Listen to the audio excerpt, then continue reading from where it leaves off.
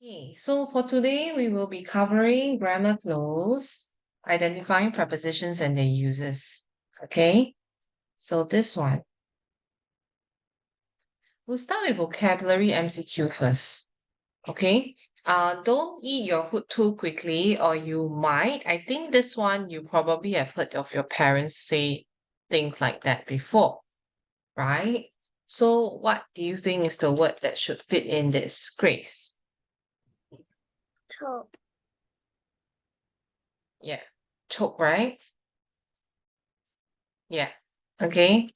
Yeah, so coughing, of course, usually when we cough is to expel air from our lungs with with a sound. So I think I don't need to write the meaning of cough lah. I believe all of you know, right? Okay, for choking, it's mostly like because your airway is obstructed. Okay, that means there's something in your airway. And when there's something stuck in your airway, air cannot pass through, right? So when air cannot pass through, that's when you choke, as in you cannot breathe properly. And some people might just die because they cannot, you know, they cannot respire, they cannot breathe.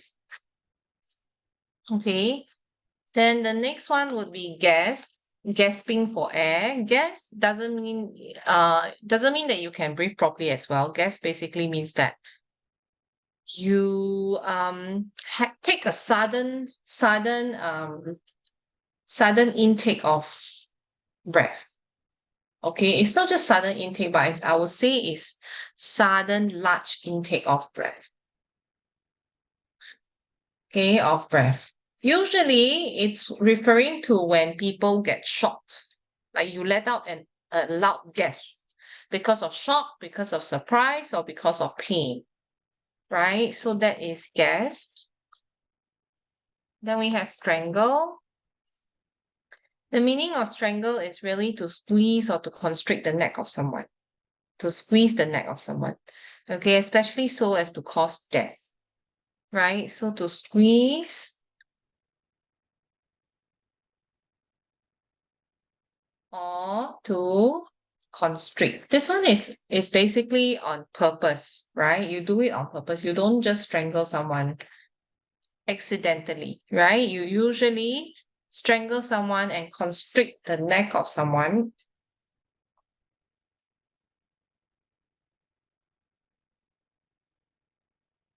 because you have the intention to cause death. Okay? Yeah, so of course, out of all these, choke will be the best answer. All right? Okay, next one. Fina was in pain as she picked up the water bottle that had rolled off the table and landed on her foot. Anyone would like to try this? Jera. Tina wins in pain. Very good. Yes, wins. Okay. So wins is mostly like you make like a slight shrinking movement of your body. You wince. Okay, probably because your pain, your body has been exposed to pain. So you are actually making a slight involuntary meaning you don't do it on purpose, right? A slight involuntary grimace or shrinking movement of the body.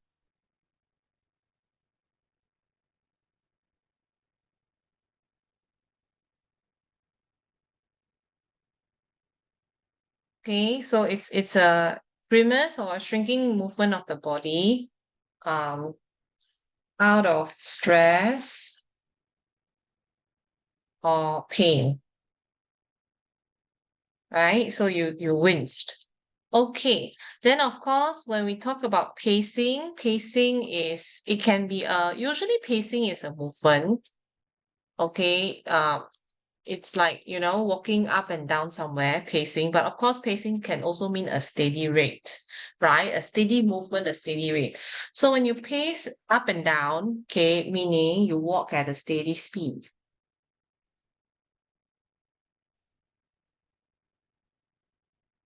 Okay, you walk at a steady speed with no particular destination. So you don't actually have a final destination in mind, right? With no particular destination.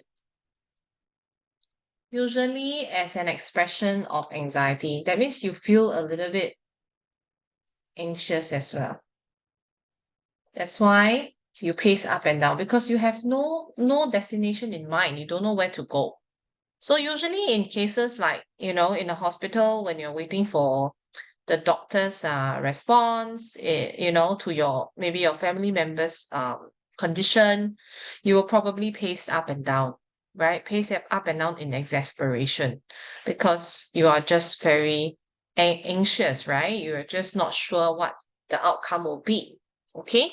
So limping, of course, limping would mean that you actually use one one leg, right? You walk with difficulty, yeah?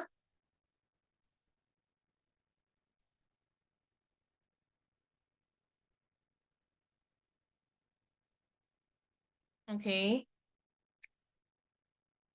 Because of a damaged foot. Right? I think we all know this. When you limp, okay, it's because you have a damaged or stiff leg or stiff foot, right? Yeah. Okay, then we have heaved as well. Okay, so what is heaved? Heave is like it can mean two things. When you produce a sigh, right? You heave a sigh of relief. Okay, so that's producing a sigh. Now, the next thing would then be to lift something heavy with great effort, okay? To lift or haul something with great effort, right? So yeah, I think Jara is right on this one. It is wince in pain because you have an involuntary movement that really shocked you. Yeah? Okay. All right, now next page.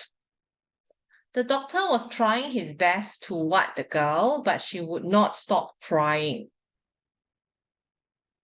Yes, Grace. Reassure. Very good. Okay. To ensure basically means to make sure, right? I think this one we all know that. To appeal is when something doesn't go your way and you actually want to try to try to present your case again. Okay, so you want to like make a usually appeal means it's something quite serious. That's why you need to appeal. It's not just about pleading or asking for a second chance. It's mostly quite serious or urgent requests. That means you're requesting for them to reconsider, make an appeal. Okay. So make a serious and urgent request. Reassure, of course, is to make the person feel more comfortable, right? Just to make them feel more at ease, right? So you don't want them to overthink. So that's reassuring. Okay, then acknowledge is basically to accept or admit the truth.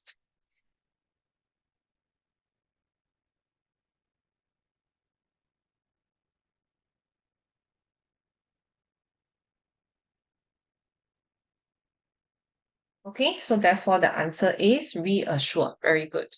Okay. Next one. Alice was what when she won the school talent show? Phoenicia. Amused. Amused. Let's see. Amused. What does amused mean? Okay, amused is usually, oh, sorry. Amuse is usually when you find finding something funny or entertaining.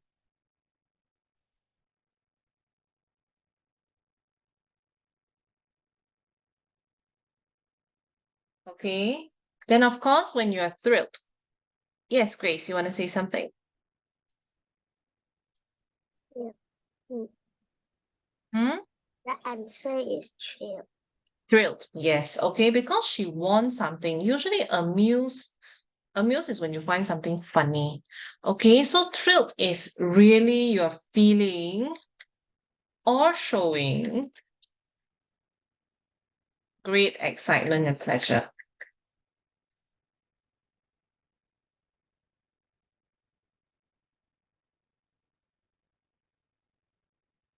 Okay, so very excited, very thrilled because you actually won the talent show, right? So that's being thrilled. Of course, nervous, I'm sure you know. Okay, annoyed is more like you're feeling a little bit irritated, okay, a little bit like disturbed, right? So you're slightly angry, not very angry, but slightly angry, but mostly you feel a little bit irritated, okay? So yes, thrilled because she was happy that she received maybe she's won something or she's received something. In this case, she won a talent show. She probably received a prize or something. Okay, now next one, looking for Kim's earring that had dropped in the sea was like looking for a needle in a. Now this one is actually an idiom. Okay, Phoenicia, you want to try? Haystack. Very good, well done. Okay, so looking for a needle in a haystack. Can you imagine the needle is so small and tiny, and the haystack actually also has similar shape as the needle, right? So looking for a needle in a haystack basically means it's really a challenging uh challenging thing to do, which is something that's really impossible and difficult to find. Okay, so I think I'm just gonna write it here. It's something.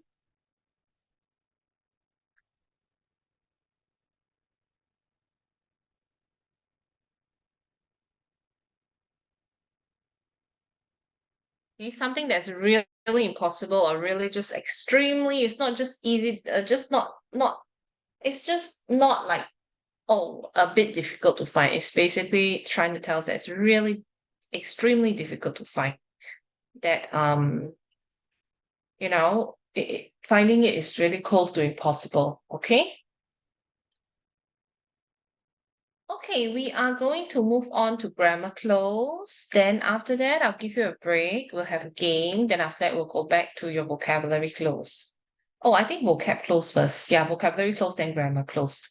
Okay, so I guess we will have to write down all the meanings first before we get started. Okay, I think I've shared with you before, the vocabulary close for O levels. No, sorry, for PSLE is different. Okay, I think I've shown you before, past year English paper.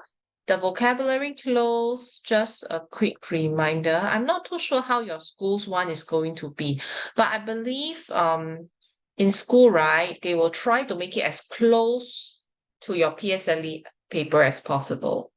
Okay, so I don't think that your vocabulary should still be like that, right? I'll show you a sample, yeah. Let me go and find a PSLE paper to show. Okay, P6.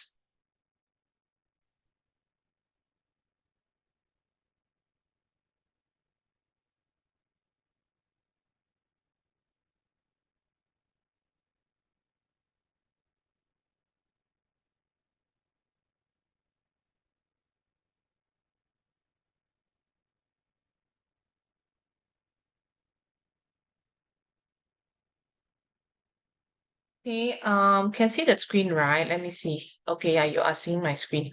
Okay, so this one, of course, is a situational writing. Okay, I'm gonna skip this. This is on writing, and then of course your continuous writing, the same format, right? Okay, then after that you have your paper two, which is your booklet A and B.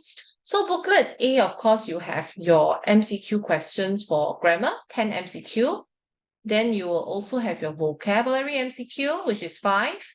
And another 5 will be this. Okay, so this is actually your vocabulary close, right? But what do we mean by vocabulary close? Means that you are given a passage, right? It's a closed passage. You're given a passage. And then there will be words that are underlined.